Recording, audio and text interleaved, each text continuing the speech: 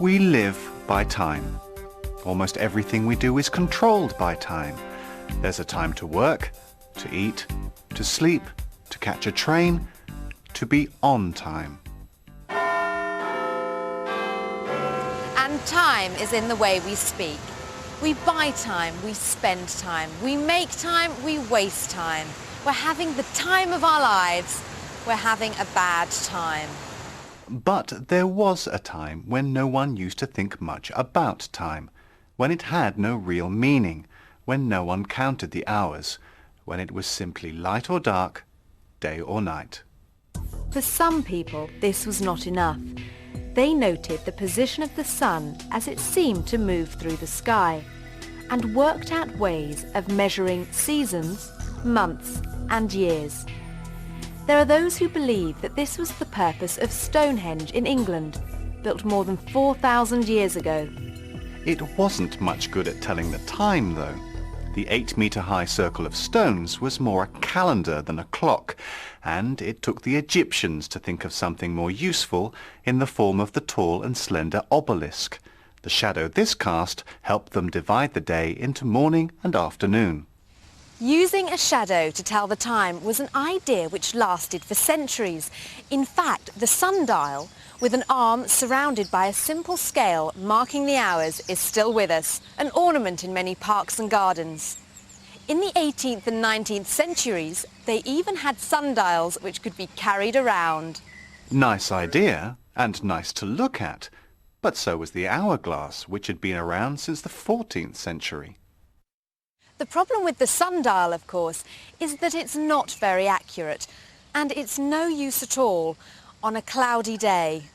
And the problem with the hourglass is that someone has to keep turning it over.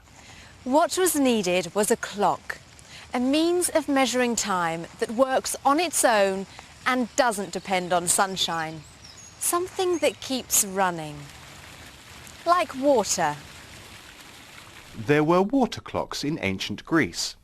One of the most famous, though, was made in China in 1088. A model shows how it worked, with the continuous flow of water turning the wheel, which drives the mechanism.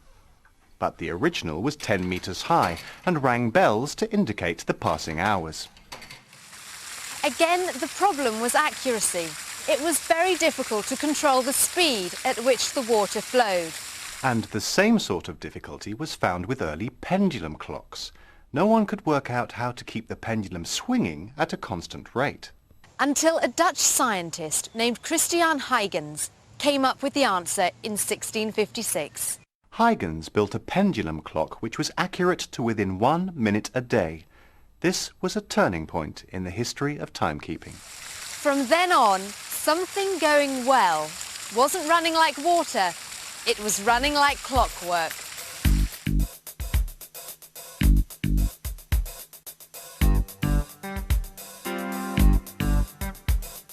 In the 350 years since Huygens, incredible advances have been made in the field of clockmaking. With the development of the atomic clock, we can now tell the time to an accuracy of 1/1,000,000th of a second per year. Our world depends on accurate timekeeping.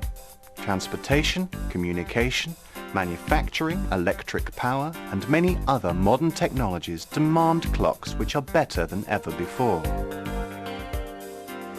And if it seems we never have a moment to escape the demands of time, don't worry. Having spent so many centuries making sure we can measure time so precisely, we've also thought up lots of ways to waste it.